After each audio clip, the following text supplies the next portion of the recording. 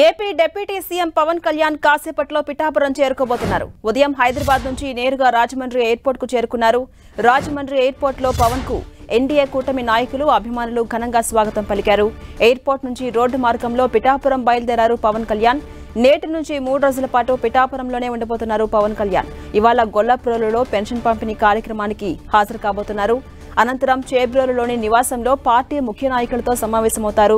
ఇక రేపు పవన్ కళ్యాణ్ కాకినాడ కలెక్టరేట్లో వివిధ శాఖల అధికారులతో సమీక్షా సమావేశం నిర్వహించబోతున్నారు. 3వ రోజు పవన్ కళ్యాణ్ ఉప్పాడలో కోతకు గురవుతున్న సముద్ర తీర ప్రాంతాన్ని పరిశీలించబోతున్నారు. ఎల్లుండి సాయంత్రం పవన్ వారాహి బహిరంగ సభలో పాల్గొంటారు.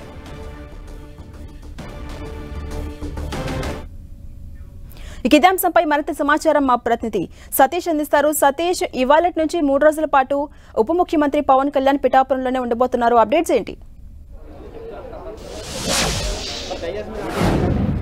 ఝాన్సీ, మరి కాసేపట్లో జనసేన అధినేత పవన్ కళ్యాణ్ అయితే మాత్రం పిఠాపురం చేరుకోనున్నారు. అయితే కొద్దిసేపటి క్రితమే రాజమండ్రి విమానాశ్రయానికి కూడా చేరుకుని అక్కడి నుంచి రోడ్డు మార్గంలో కూడా చేబ్రోలు తన నివాసానికి అయితే మాత్రం బయలుదేరారు. మరి కాసేపట్లోనే నివాసానికి చేరుకుంటారు. నివాసానికి చేరుకున్న అనంతరం అయితే ఈరోజు గొల్లప్రోలులో పెన్షన్ పంపిణీ కార్యక్రమానికి అయితే మాత్రం పాల్గొంటారు. ప్రస్తుతానికి అయితే మాత్రం మరి కాసేపట్లోనే ఈ కార్యక్రమానికి అయితే మాత్రం పాల్గొంటారని కూడా చెప్పుకోవచ్చు. దీనికి సంబంధించి అంటే రాష్ట్ర వ్యాప్తంగా కూడా ప్రతిష్టాత్మకంగా తీసుకుని పెన్షన్ పంపిణీ కార్యక్రమాన్ని అయితే మాత్రం ఎక్కడికక్కడే ప్రతి నాయకులు కూడా ఎమ్మెల్యేలు కావచ్చు, మంత్రులు కావచ్చు, ముఖ్యమంత్రులు కావచ్చు, అందరూ కూడా కార్యక్రమంలో పాల్గొని పెన్షన్ అయితే మాత్రం అందిస్తున్నారు. అదే కార్యక్రమానికి జనసేన అధినేత ఎమ్మెల్యే డిప్యూటీ సీఎంగా బాధ్యతలు తీసుకున్న మొదటిసారి పిఠాపురంలో అడుగుపెట్టిన పవన్ కళ్యాణ్ అయితే మాత్రం గొల్లపురంలో పెన్షన్ కార్యక్రమానికి అయితే మాత్రం రానున్నారని కూడా మనం చెప్పుకోవచ్చు. అయితే మరి కాసేపట్లో ఈ కార్యక్రమం అయితే మాత్రం ప్రారంభంగానే ఉంది. అయితే చేబ్రోల్లో కొద్దిసేపటి క్రితమే అంటే మరి కాసేపట్లో కూడా చేబ్రోల్లో తన నివాసానికి అయితే చేరుకుంటారు. చేరుకున్న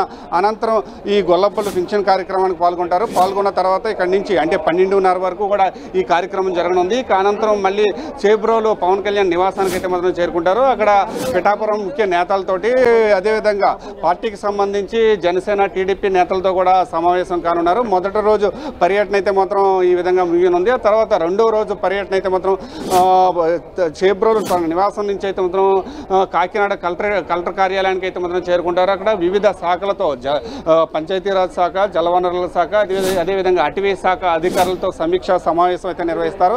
అనంతరం ప్రస్తుతం జిల్లాలో ఉన్న రోడ్లు రవాణా పరిస్థితిపై అధికారులతో సమీక్ష కూడా నిర్వహిస్తారు. అనంతరం తిరిగి చేబ్రోలు తన నివాసానికి అయితే మాత్రం వెళ్ళనున్నారని కూడా మనం చెప్పుకోవచ్చు. అయితే 2వ రోజు పర్యటన ముగిసిన తర్వాత 3వ రోజు అయితే మాత్రం అత్యంత కీలకంగా కూడా మారనుందని చెప్పుకోవచ్చు.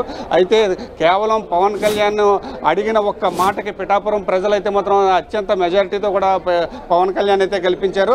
పవన్ కళ్యాణ్ గెలిపించిన పిఠాపురం నియోజకవర్గ ప్రజలకు కృతజ్ఞత తెలిపేందుకైతే మాత్రం ఒక వారాహి బహిరంగ సభ కూడా పిఠాపురం నియోజకవర్గం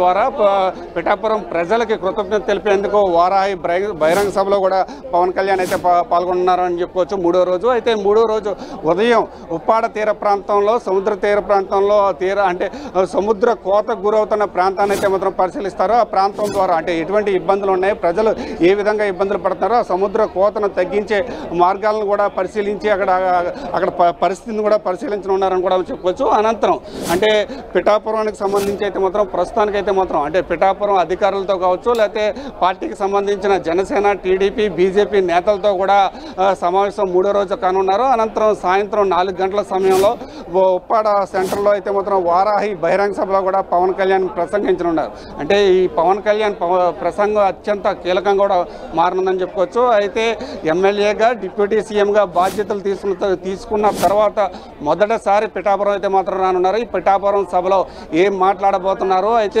దేశంలోనే పిఠాపురాన్ని ఒక మోడల్ నియోజకవర్గంగా మార్చి చూపిస్తానని చెప్పి పవన్ కళ్యాణ్ అయితే మాత్రం ఒక మాట ఇచ్చిన నేపథ్యంలో ఎటువంటి అభివృద్ధి చేయబోతున్నారు, ఎటువంటి ప్రణాళికను సిద్ధం చేయబోతున్నారు అనే అంశాలు ఏం మాట్లాడబోతున్నారని ప్రతి ఒక్కరూ కూడా ఉత్కంఠగా కూడా ఎదురు చూస్తున్న పరిస్థితి కూడా ఇక్కడ నెలకొందని కూడా మనం చెప్పుకోవచ్చు. మరి కాసేపట్లోనే పెన్షన్ పంపిణీ కార్యక్రమంలో పవన్ కళ్యాణ్ కూడా పాల్గొనున్నారని కూడా మనం చెప్పుకోవచ్చు. Jhansi, right, thank you Satish.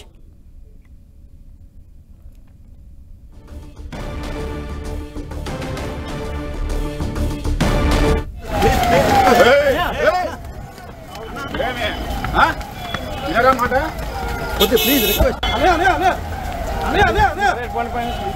సైడ్కి రా.